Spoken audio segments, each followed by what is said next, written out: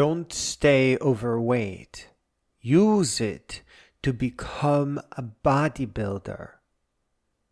No, you did not pick bodybuilding, but yes, bodybuilding did pick you. And I am deeply sorry and in fact hurting, but I must continue to resist being nice in context of obesity. The longer you wait, the worse it gets. What kind of a person would I be had I minced words about letting people suffer? The impact of obesity is as dark as it gets. It is a disorder, a disease, and an early end. But listen, there is something good here.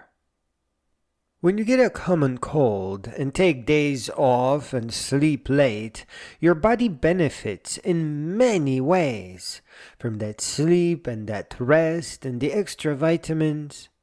You do not see it because you always have sniffles, but take 2 weeks off to heal completely and you will not just return cured, but restored and rejuvenated. So there are benefits in pretty unexpected places. Obesity is a much slower disease. It works across decades, not weeks. But just like the rejuvenation from resting due to common cold, there is a strange positive hiding here. Obesity arises from your body storing food, really good food, optimal food in fact, that really does help with bodybuilding and energy. Let me make that clear. If you are fat, then you are almost a bodybuilder. You probably think bodybuilding is shallow and stupid. I mean, lifting things is not exactly rocket science. But even though it is somewhat silly, it is the cure to obesity and early aging. Bodybuilding is an endurance sport and thus a powerful life extension technique.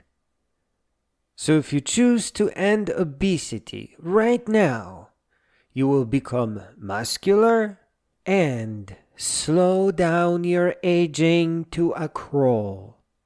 Slowing aging is a wise idea, as life extension medicine and technologies will happen probably very soon due to artificial intelligence. You probably know that protein helps your muscles grow, but are in fact wondering, how does stored fat help bodybuilding? Well, stored fat is just energy. It helps you work out for long enough to get the muscles growing. It helps you recover faster for more exercise. Before we talk about the body, let's talk about the mind. Obesity is not exactly a mental disorder. We should call it that because it is a huge emergency. Because obesity is a danger to organs, to self-esteem, to lifestyle, the future, and life itself. But the truth is, we overeat to treat discomfort. Overeating is not the cause. It is a symptom of something else. And you are going to have to remove it. Get rid of the discomforts that are pushing you towards comfort seeking. Life is beautiful. You deserve all that beauty. You are not allowed to live in the darkness. And there are many ways to deal with small problems. Sometimes it is as simple as moving out, or just getting in your car and driving to wherever you can find little islands that nobody else visits. You can go south to visit Florida Keys. Just drive there, sleeping in all the many rest areas. Or get a tent and camp at some little wilderness, Nordhaus Dunes, for example. And bits of camping and hiking are a great start to building up your endurance. The big problems require that you immediately take to your intellectual inheritance, which is thousands of narrated books written by clear-thinking, non-religious intellectuals. People who face and solve real problems and do so without any woo-woo nonsense. Start with adventure books, move towards greater biographies, and finally, science popularizers. And please know that narrated books are a lot more powerful than they seem. For one, they fit camping and hiking. They somehow multiply adventures, making them more magical. And two, you don't just get a story out of a book. You inherit parts of culture of all the great beings associated with it. You construct your own culture of greatness out of all the snippets from all the books. Philosophy, after all, is just love of wisdom. Now let's get to the body part. Let me show you how to turn your fat into muscle. Being fat almost certainly means having no physical endurance. Mine was always extremely low, and then just dropped to 0 and blood clots. Enhancing endurance is actually easy because it is a slow process. You can go slow. First, you start walking everywhere, and then use a program like Couch to 5K to shuffle. Shuffling is like mini jogging. It is very challenging, but more comfortable. It is also the name of a dance, and you should add it to your workout routine as well. Just search the internet for shuffle dancing tutorials. Your knees are going to hurt because you are heavy. You should eventually consider jogging less and dancing more. And think of the blisters that are sure to happen as just adjusting your skin to the new lifestyle. They only really occur in the beginning and when you screw up your shoes or socks. Doctors say not to, but I think we should all wear thick socks to protect the skin of our feet from shoes. And remember to trim your claws and choose 0-drop shoes. If your shoes have a pronounced heel, you will get hurt. You will get a heel bump, aka pump bump.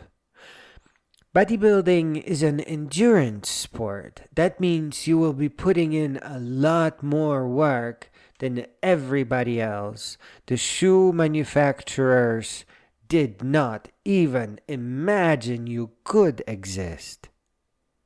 Your first problem is going to be your job. Since you are in danger of getting ill, the job needs to go. Your second problem will be rain, because you need to walk every day. And that means you can fix it with the gym membership. In a word, the gym has stable weather and will never disappoint you. Your Couch to 5K program will teach you how to build up endurance. And the only difference between jogging and bodybuilding is that the joggers, when they can finally jog non-stop through their entire route, will tend to improve their speed. And as a bodybuilder, you instead will weigh yourself down. You work out for an hour with dumbbells, with a weight vest, maybe ankle weights. See, skinny people can't do that. They will run out of energy. They have nothing stored. But you can work out for extended durations because you have already stored all the needed nutrition. You don't have to eat during your exercise. A skinny person must force feed to keep up with the calories, where you can eat normally, but you have to avoid carbohydrates and eliminate all sugar. Search among sugar substitutes. Though they are unhealthy, they are healthier than eating sugar. There is no such thing as sets and reps. That is just a myth that everyone is copying. So forget about that. It's actually really bad because it creates a plateau that prevents your muscles from growing. Bodybuilding is really just the same as jogging, but you use your arms. You only need dumbbells, and you need to start in the beginning with 3 pounds. Dumbbells will impact your arms and shoulders and back and abdominals and legs and even feet. It's actually really easy. So you're just basically walking back and forth, lifting dumbbells a few times above your head, and then to the side and in front of you, then flexing your biceps. You're always switching exercise to help the blood flow and to help all the different kinds of muscles to rest while you switch to using some other muscle group. If you feel like it, then you can go for a run with dumbbells in your hands. That is something that's quite compatible with lifting at the gym.